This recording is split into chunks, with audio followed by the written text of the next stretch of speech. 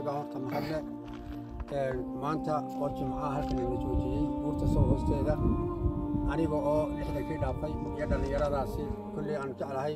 marka laga reebo farxaan oo aan 40kii walgaaray maartay jirin waa mahad ilaahay socodkan waxaan bilownay 2011 anu dalka waxaan kusoo noqday 2010 dabcan weligeyba waxaan iska hanay sport macna oo aan ilaa inta kubadii agta ciyaara socodkana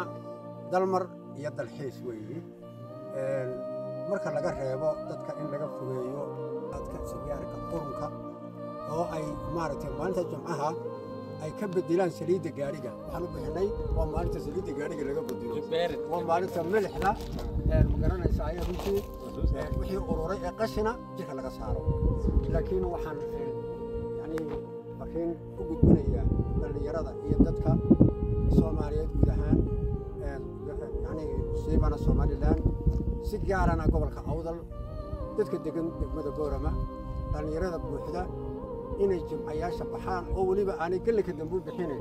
marmar intay isku yar darsadaan oo gaari ay ka haystaan ay dhulkooda soo bartaan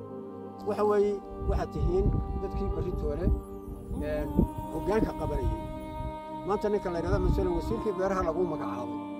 ama isku duwihii beeraha gobolka tahay ee aan magaalada Boorama ka bixin waxa uu ka sheegayo gobolkiisa baahidiisa waa waxaan yani runta wax lagu qoslo